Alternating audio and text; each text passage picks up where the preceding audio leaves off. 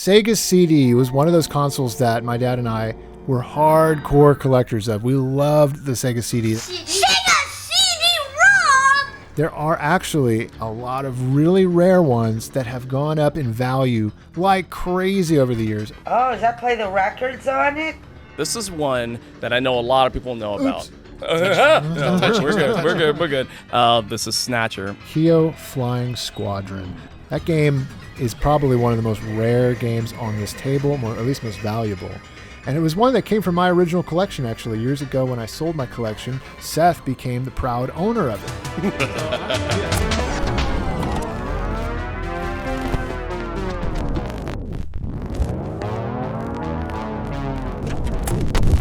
But first, a word about this video's sponsor, Rocket Money. Growing up in the 90s, we watched a lot of cable TV. And we didn't even have the internet back in those days, so the idea of on-demand streaming services was completely foreign to us. These days, we're living in the age of streaming, and I've signed up for so many services that I don't even know what I'm being charged for. Thankfully, today's sponsor, Rocket Money, is here to help. Rocket Money is a personal finance app that helps you cancel subscriptions, lower your monthly bill, and manage your money better. Rocket Money safely and securely identifies reoccurring charges and cancels unwanted subscriptions for you. You can even cancel from within the app with just a couple of taps. No need for any unwanted customer service calls. I'm also using Rocket Money to lower my bills. Simply by uploading a photo of your bill and tapping a few buttons, Rocket Money will negotiate your bills for you, from internet service to cable and phone bills. Rocket Money has helped save its customers up to $740 a year when they use all the app's premium features, with over $500 million in canceled subscriptions. To save more and spend less, join the over 5 million members using Rocket Money today. The truth is, guys, I've been using Rocket Money for years, well before they ever approached me for this sponsorship. I love the service, and I think you will too. Go to rocketmoney.com/retrolife or click the link in the description to get started for free. You can also unlock more features with premium. That's rocketmoney.com/retrolife to get started for free. Thank you, Rocket Money, for sponsoring today's video. So, Seth, I'm going to start with you, actually. This is the Compton's Interactive Encyclopedia. As I like to call this is the Donkey Kong Jr. math of the Sega CD collection. It was one of those oddball things, but you know, I'm from the era where people used to come to your house and try to sell you, or not me, but my parents and grandparents, a set of encyclopedias every year. Eventually what happened is they started selling, especially when CDs came out, the ability to put not only a lot of information into a small package, but also multimedia. I remember seeing in school John F. Kennedy speaking and watching moon launches and things like that. So when this became a thing, I was like, wow, that's really cool. And I think it was like $20 at the time. And I also remember thinking, nobody's going to buy this. So if I buy it, I'll have the only one. Hey, and you're actually... I'm not far off from that. You're not far off from that because it's a rare game these days. Yeah. And this is one I actually never even heard of. This I'm really interested in. Hearing all this and actually seeing it, it's really interesting to me. I've never held this in my hands, never saw it on the store shelves. Maybe I did, but it just like went over my head. But this is not one that comes up in discussion much at all.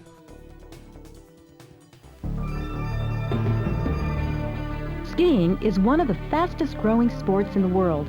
It is just one of several winter sports. The snow and ice of winter are an invitation to both amateurs and professionals to sled, skate, and ski. One of the ones that I'm amazed today that is just as rare and valuable as it is the one we have right up here in the front row, Keio Flying Squadron. That game is probably one of the most rare games on this table, or at least most valuable. And it was one that came from my original collection, actually. Years ago when I sold my collection, Seth became the proud owner of it. So, I'm glad it's in a friend's collection. Let's just say that, because now I can see it again. He comes to visit. I it can once wave. in a while. We have visitation rights. We have every weekends only. He'll right? walk in and say, "Can you excuse me for a few minutes?" And I have to leave the room while he's, Oh. doing whatever he does with it. I don't know. No, nothing like that. I remember this being a game that my dad and I loved, and it was because of the just cutesy Japanese anime style of it, and it being a shooter. We loved shooters, space shooters, side-scrolling shooters. In fact, this was probably one of the first kind of cute-em-ups that we ever really played and loved. And in the years that followed, we loved getting games like Parodius and Twin Bee, stuff like that. So Keio it kind of goes back to the origins of those games that we loved, the cute-em-up genre that we loved. It's like that in Fantasy Zone were like the true like beginning of that genre, if you really think about it. Yeah. That one I know you have a lot. Fantasy Zone, love Fond that memories one. of. It's up on the wall too. Yeah. No, Keio's great. Keio's got some really like questionable cutscenes, if I remember correctly. It's a product of its time. It's definitely a product of its time, but that's not what makes it rare. What makes it rare, I think, is just that it probably had a low print run. From what I can gather, it wasn't like it was that late of a release, 94, I believe. I don't think so. Yeah. I think it's just because at that particular time, now looking at Sega stuff for any Sega console now, the shmup genre, the shoot 'em up genre has just exploded, and now nearly every single one of them has a high value on it. But I think it's a combination of that, its art style, the console that it's on, the popularity on it, and just in a low print run. Just a combination of all of those involved. And then throughout the years, it's just become a sought-after item. Like I remember when I got my copy of Keio, I traded like half my collection for it. I'm not gonna lie. Yeah. But man, for what you're saying, it's a wonderful game. Yeah, it really is. It's a great game. That's another reason why it's gone up in price, is because people are realizing it's a great game. Yeah. They want to have it in their collection. Fantastic game. I recommend you go out to the stores today and pick one up.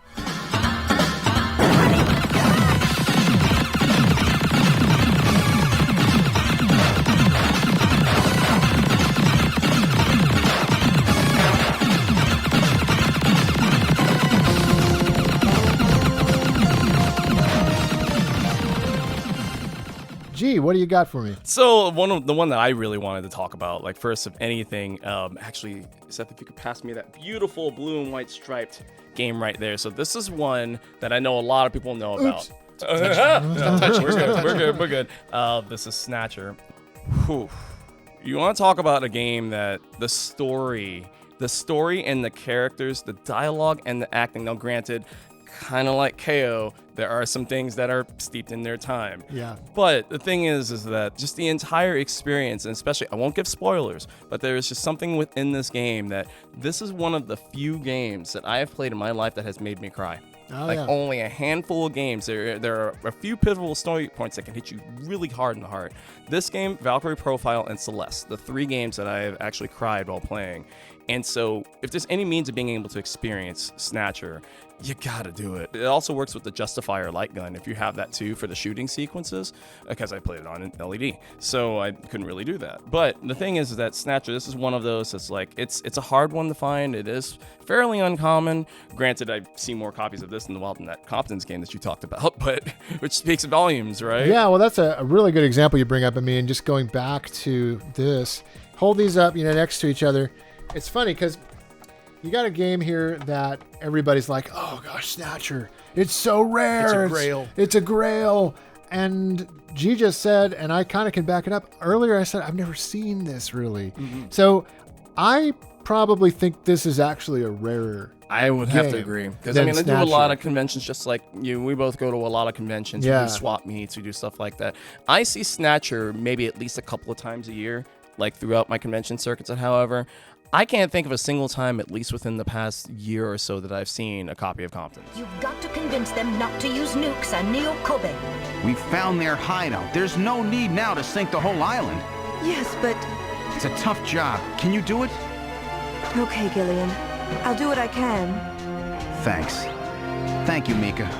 Don't say it, okay? Let's go, Gillian. One game that I had a heck of a time trying to find when I was trying to put the rest of the games together, and it wasn't an expensive, it was maybe $100, but just trying to find it online, trying to find it at a convention or at a game store, it was nearly impossible, was NBA Hang Time 95, which, as we've concurred, is not a good game. It's not a good basketball. Double Dribble is probably better than this, but it was just an incredibly difficult game to find, just to get my hands on it finally, and when I did... And see, and that brings me to a good thought that I've thought about with a lot of other collections. I had a discussion with my buddy Sega Steve the other day about how certain games are really hard to find. I was talking about Minnesota Fats on the Genesis, which I have a copy of it. It doesn't have the manual, and my box is torn. It's one of those weird cases where the box art is sideways, right? And he said to me, and it's like the probability of that game being in more rental locations and actually being in stores is one of the reasons why it's so hard to find them. A, because they're either destroyed or they're in such bad shape. Case in point, I used to have a copy of ESPN NBA myself. It also had a rental sticker on it. Yeah, this thing is definitely cataloged. It's got a 1539 on the front, on the side, on the bottom. So obviously, and it's got a label, property of Max Media in Oregon, Illinois. This may have been a $60 game that didn't sell, so they shoved it off on all the rental places, and they got a better deal. They may have got it for $10 instead of $60 or whatever the games were back then. And because of that, you see these as rental games, not exclusives, because honestly, I'm sure Max Media did not get an exclusive deal like Blockbuster would have gotten with Clay Fighters or things like that. Sure. So what the two of y'all are talking about actually are two very valuable and rare sports games. It's kind of interesting. That could be an entire different video in itself. Right. Rare sports games. like Madden. The Madden Championship Championship. Championship Edition. Yep. I don't even think about that sometimes. I always sometimes think that just all sports games are not. A lot of people not think rare. That. There's a handful of them that are worth quite a bit.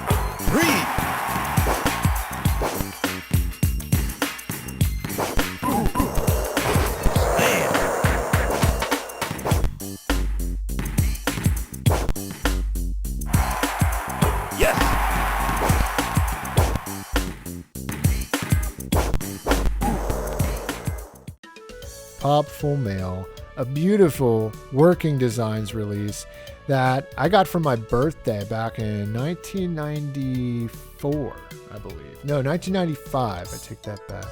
Yep, it was 1995. And I believe my buddy Brian, who's been on the show, he was with me. And man, it was crazy getting that game. We had read about it. We had known about it. I think the reviews were great in the magazines. Oh, yeah. They really were. Critics loved it. And so we wanted to jump into it. I don't think we'd ever really played it before, maybe at a store kiosk. But you can hear in my voice when I get the game, I'm like really excited for it. So I'm thinking I had played it in some way or read about it or something. I don't really remember where I first heard about it, but man, we proceeded to, in the weeks after that, Brian came back over a couple of times and spent the night, and we played Popful Mail like crazy, and we actually beat the game, if I'm not mistaken, with the help of my cousin. I remember calling up Cousin Manny to actually figure out how to beat this particular boss.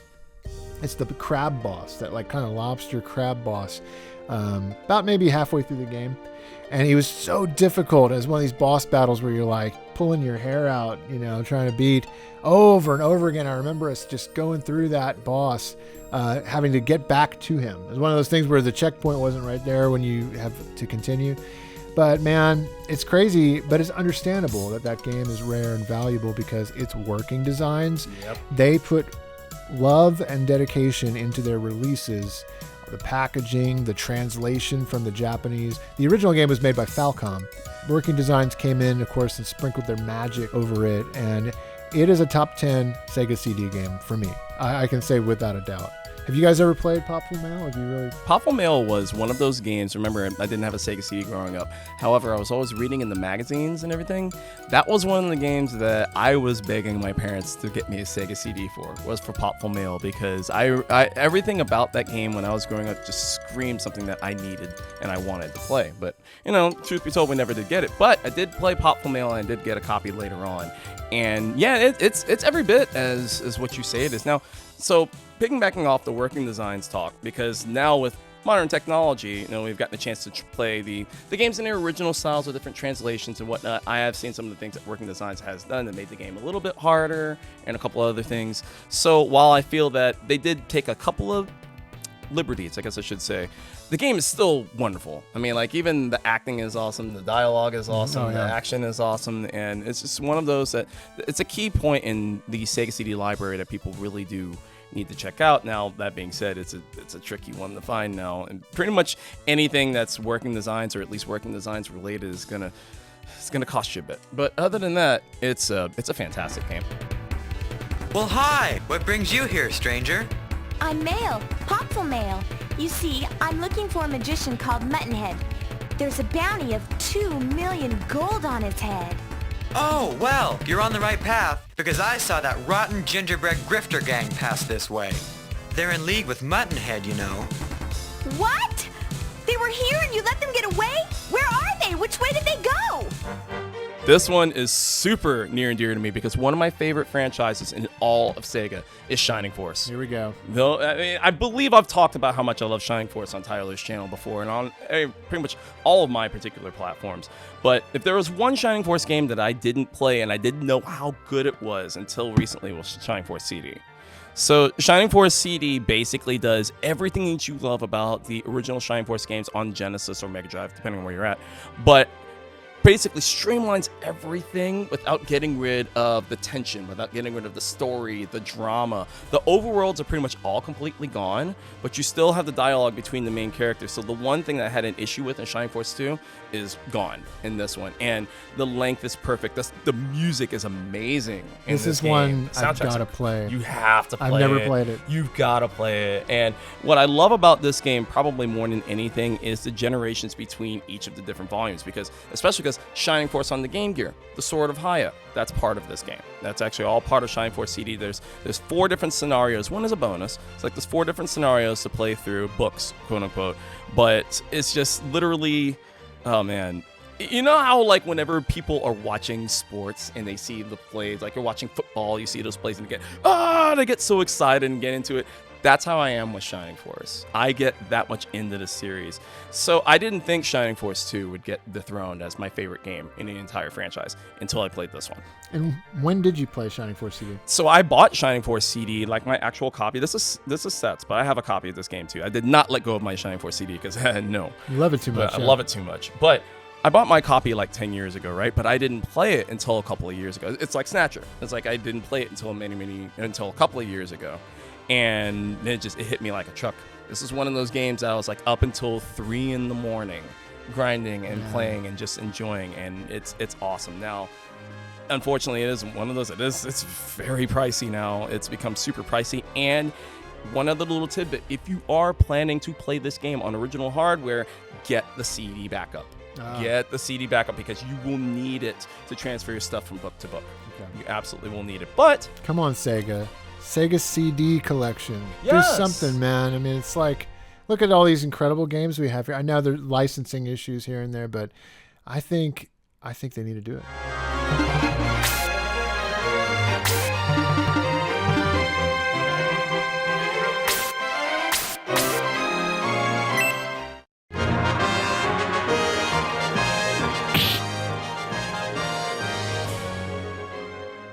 This one's kind of an oddball one. I'm pretty sure it was a very early pack-in for the Sega CD Model 1, because that's what's pictured in the book, is the Colors of Modern Rock, which has basically a VHS feel to it. I think it actually says, it's from Warner Brothers, it actually says Virtual VCR on it. So what it is, I think it's kind of like a VCD that got converted maybe to work on the Sega CD, just to demo the tech maybe. Yeah, just to showcase the FMV technology that Sega loved at that time. Yeah, so it's got six tracks of music, only one of which I've heard of, which is Mr. Big's To Be With You.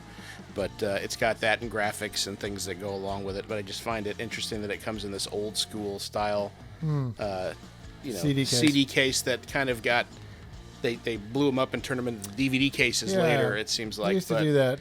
But I remember with CDs. Just one of those oddball ones. It was a heck of a thing to find. It's one of those that you have to know the list of games that were made to even find that this is one of those things that's on the list. Often gets overlooked. Yeah, and for people who try to collect, I know they become obsessed with the list of everything that's available, and then of course they figure out that some of that stuff is so ridiculously obscure, and this one isn't ridiculously expensive at the moment, I don't think. But it is one that's tricky to find, It's as that version is. Yeah, this one's like crazy hard to find, and I was shocked when it came up for what it came up for online. I'm like, that's mine. This one I want to talk about real quick, Radical Rex. Now, this guy is rare, and it's often been talked about as a rare game, but what makes it even more rare, if you have a certain version, or have it in a certain condition, I should say. If you see here, there's a sticker on it, and it's just a simple sticker. It's a black sticker, says distributed by Activision, blah, blah, blah, blah, blah. That thing in particular, like, makes the price skyrocket an extra couple $100 or something. Especially if you have one in good condition like that, too, right? Because Sega CD cases, going back to that. Kids so trying to pick it off. It's half picked off, or it's all picked off, and this one is really nice. So if you encounter this game, it's definitely super pricey these days, but definitely take note of the sticker that you may or may not have on your copy. Good game too, platformer. Not a great game, I would say. Like, it's not one that I just like go back and play. Honestly, we had it back in the day, and I enjoyed the game for what it was for a season. But it's kind of one of those average platformers, I'd say, that kind of after you played it for a rental. Yeah. And it's also one of those cases, too, where a lot of Sega CD games are ports of Genesis games, because I still have my Genesis Radical Rex. Really, the difference between those is literally just the soundtrack.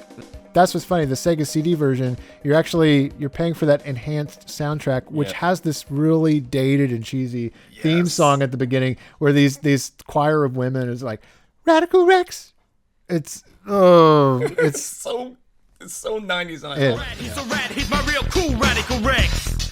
My real cool Radical Rex. He's my real cool Radical Rex. Radical Rex.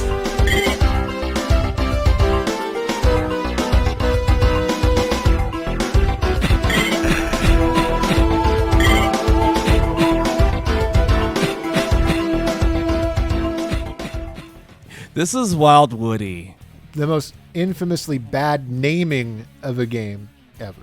Wild Woody, as you know in the game, and it's not a good game. It's quite terrible, but it's one of those that's just like, if you want a time capsule, because there's sometimes when you just, you know how like sometimes you'll watch a schlocky film and you're in the mood for just like, grabbing popcorn, sitting and watching the schlocky film. That's kind of what Wild Woody is like for me, because like it seems like with every level that you play through it, and I beat this whole game too. Wow, kudos to you. Oh, it was not without struggle. But it gets more ridiculous the more that you peel, and it's so absurd and it's so dumb that to me, you gotta at least try it at least once. Was that a dare? Did somebody dare you to do that? No, that's just me. It was of your own accord. Gotcha. Yep, but Wild Woody, but it is also one that throughout the years has gone up in value quite a lot, and so it's a late release. It was a super late release. I think that's why it's a rare one. Most likely, and then you get on top of the really cheesy CG cutscenes. If maybe something like I get the Mask vibes from it. It's like he was trying to be Jim Carrey. Yes. The character, like that. Jim Carrey was so popular around this time with The Mask, Ace Ventura, Dumb and Dumber, all these. And so it's like let's do a mascot character because those are the rage, but let's make him like Jim Carrey. I wouldn't be surprised if they actually approached Jim Carrey to voice him or something like that. I wonder. And now he is Robotnik. Everything has come full circle. Yeah, that's true. Hey, Jim, you watching? Wild Woody, I've got your next role for you. It should have been you.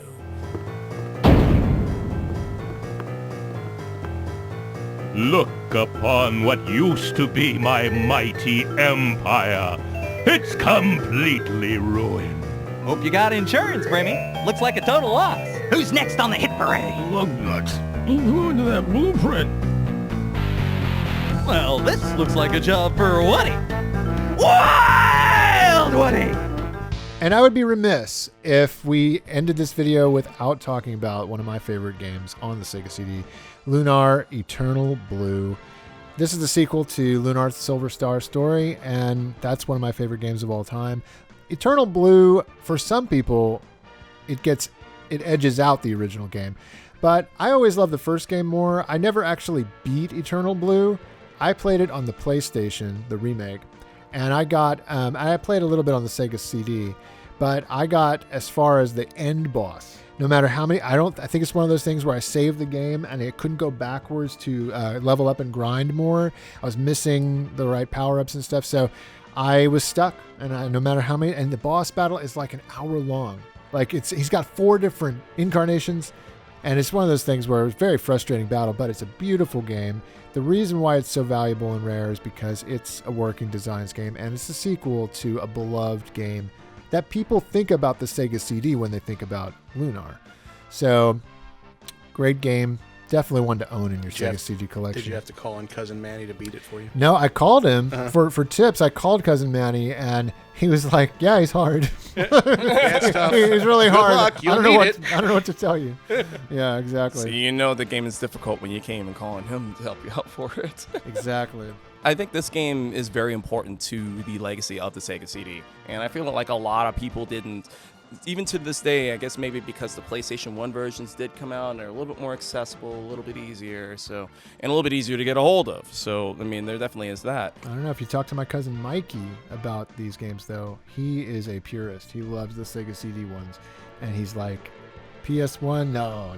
I mean, I agree. Yeah, you're with him. Yeah, I'm with him.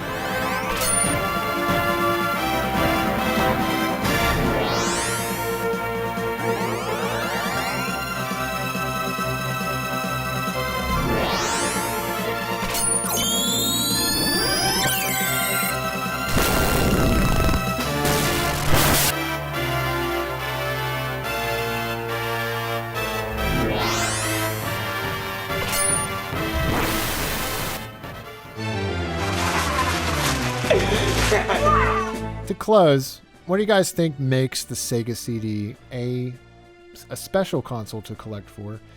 And B, why are these games shooting up in value these days? Like, what do you think it is about them? We talked about it a little bit, but maybe give me your thoughts one more time. It's like I said, there's some fragility to the collection. It's easy to lose the stuff. It's easy to lose the books compared to smaller things where you could stick it in a binder and still have the manual or whatever. That plus, short runtime. It essentially, not that I think it's a failure, but it failed compared to the PlayStation. It was kind of that curiosity, that experimental phase of Sega between this and the 32X. Just them trying to figure out, like, what's the next step. Meanwhile, Sega CD has a much higher, what's the word? It's viewed in a much more positive light than the 32X. Yeah. So, but the 32X. Oh yeah, definitely. But it's that curiosity of seeing what was really the next step of gaming. Yeah. And Sega, and to an extent, like NEC and the TurboGrafx CD, they were really the first ones to kind of peek us forward in that next direction. And I think that nostalgia itself holds into a lot of people's hearts. The Sega CD itself didn't sell that great, and so on top of that, you have games that were amazing games that did come out that people are now discovering. Very interesting for me to actually learn about some of these games that I didn't even encounter with my dad back in the day.